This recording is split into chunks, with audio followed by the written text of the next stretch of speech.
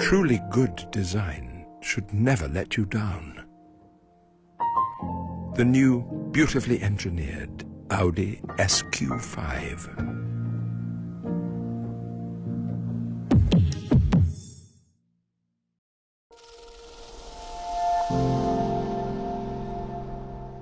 This little stool might look like an innocuous child's seat, but the way that it's produced potentially represents a complete revolution in the way that we design and manufacture our furniture.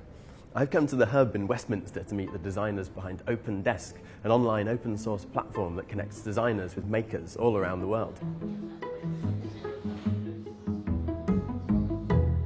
So Nick, what is OpenDesk? What's the project about? So OpenDesk is a website which offers designer products that can be downloaded and made anywhere in the world. And the way that happens is using digital technologies. So things like 3D printing and laser cutting are what most people sort of tend to think of. Yeah. But this particular technology is called CNC milling. That involves cutting out sheet materials like, in this case, plywood, using a computer-controlled drill. You're starting with a computer model of a 3D object, which you then have to interpret into 2 dimensions almost before it comes back in something that can be assembled. And that's a very interesting design problem. Yeah.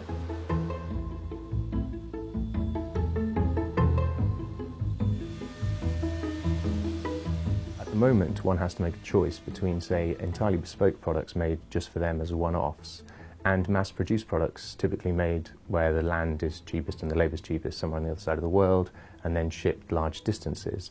Whereas with new technologies like digital fabrication, it's actually possible to not only make things close to home, but simultaneously to change them, to have things customised and personalised case by case.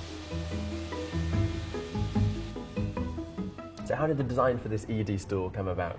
I've been designing furniture for a while with my brother. Right. We started out designing sort of larger pieces, and then we got a very special client, my niece, who's a 2-year-old, and we liked the idea that the assembly would also be quite playful, not quite Fisher-Price, but getting towards that sort of, not something just slotted together and clicked into place. Okay.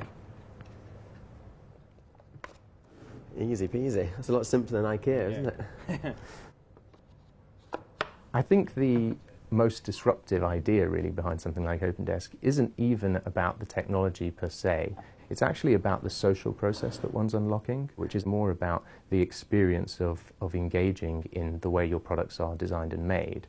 And in some ways that's akin to buying your groceries at a supermarket, for example, versus buying them at a farmer's market. We're trying to say that although the technologies are pervasive to some extent, the individual pieces made case by case on demand by real people who you can actually see are very much personalised to you.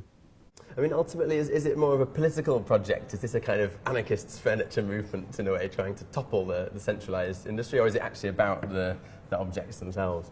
I don't think we're trying to be anarchists, at least I hope we're not yet. I think particularly, as I say, because we are interested in what the affordances of these kind of technologies are, what we're really trying to do is just open a new door, and that door doesn't necessarily have to subvert the existing market for particular types of products, but it does potentially present new opportunities to do things slightly differently. You know, the extent to which that will compete or not remains to be seen. Sure.